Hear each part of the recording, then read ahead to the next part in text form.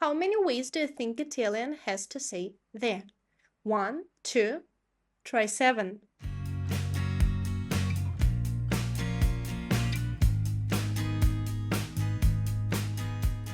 Ciao and welcome back to Italian Actually. I'm Anastasia, a language tutor with over 6 years of practical experience in teaching. Stay with me to learn Italian. Today we are tackling articles, little words before nouns like e and the. By the end of this video, you'll be able to use 4 forms of indefinite article, use 7 forms of definite article, and match the right article to noun. Before we dive in, let's remember something about Italian nouns.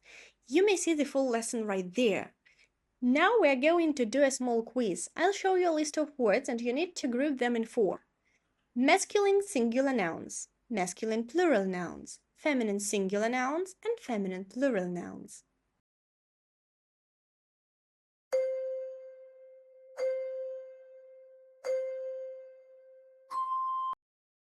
Great! Number and gender are fresh in your memory. That's exactly what today's lesson is built on. Let's start with a simple set. How to say e or n in Italian.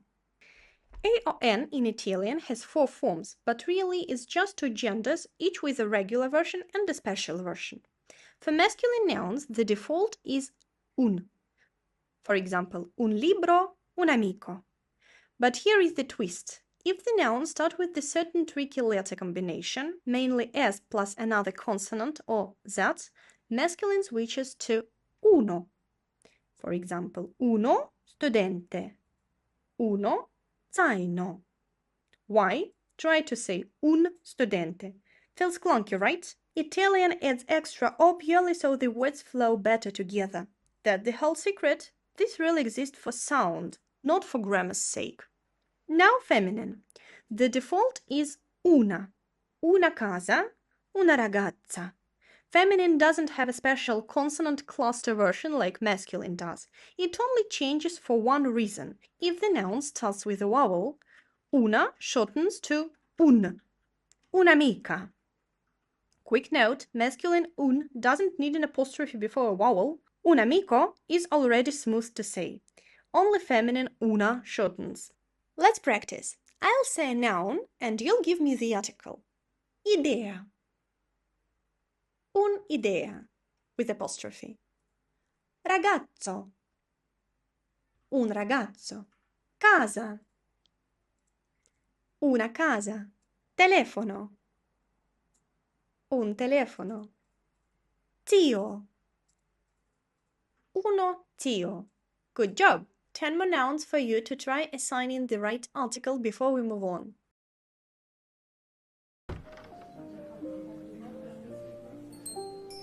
Now the big one, definite article. Same logic as before, only with plural version added on top. Let's build it piece by piece.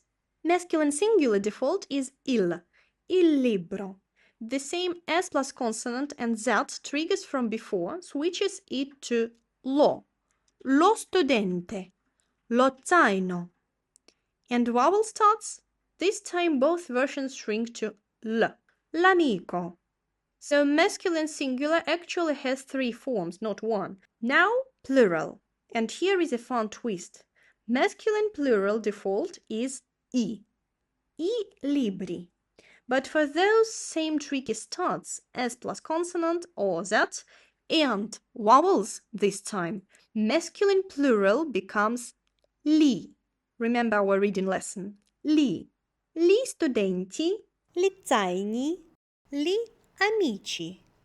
Let's do feminine singular. This one's calmer. Feminine singular default is la casa. No special consonant version this time. The only change is before a vowel, where la shrinks to l. L'amica. And feminine plural is the easiest of all 7 forms. It's always le. No exceptions, not even before a vowel. Le case, le tebre, le amiche. Let's put it all together and practice. I'll give you the word, you'll give me the definite article. Zaino. Lo zaino. Amica. L'amica. Casa.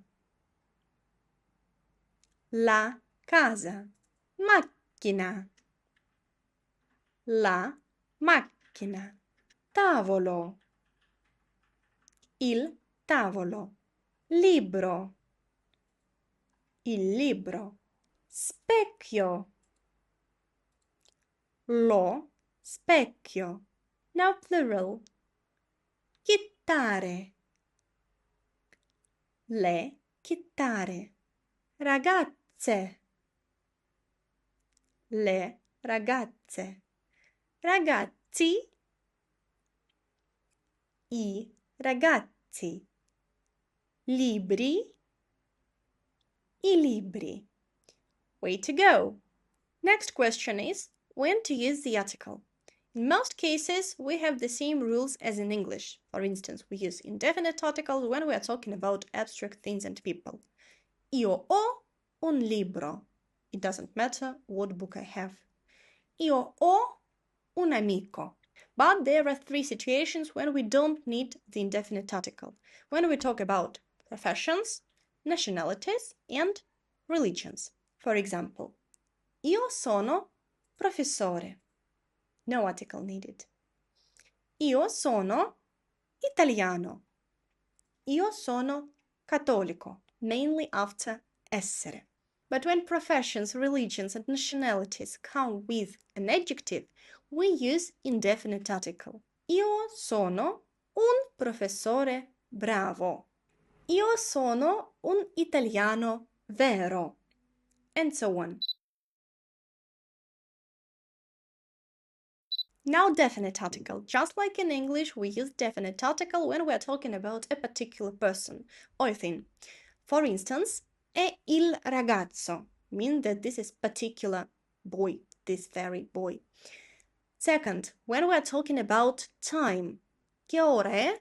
What time is it? Sono le 3. Next point is about countries. L'Italia, la Francia, we need definite article. And the last but not the least, when we're talking about things in general. I like coffee. In Italian it would be mi piace il caffè. I listen to music. Ascolto la musica. Last challenge. I'll give you a noun and you give me both definite and indefinite article. Think carefully. Libro. Il libro, un libro. Ragazzi. I ragazzi. No indefinite article for plurals. Casa. La casa, una casa. Telefono. Il telefono, un telefono. Studente. Lo studente, uno studente. And now let's move to the sentences. Let's try to translate. The book is Italian. Libro è italiano. Il libro è italiano. This particular book. I have a friend. Io ho un amico. Or remember, we could drop the pronoun and say ho un amico. I have an idea. Ho un'idea. The students are ready. Studenti sono pronti. Gli studenti sono pronti. Way to go! Look at what you just learned. We studied un, uno, una, un, il, I, lo, li, la, le, l. 7 forms sounded scary at the beginning, didn't they? Now you know that it's just a matching game and you know how to play it. Good job! Here is the vocabulary from today's lesson. Il libro, l'amico, lo studente, lo zaino, lo specchio, il caffè, il professore, lo zio, la casa, la ragazza, l'amica, l'idea, la finestra, l'Italia, bravo, vero. If this helped, hit like and subscribe. It would help this channel to reach beginners just like you. The next time we are going to dive in adjectives. Ci vediamo nel prossimo video. Arrivederci!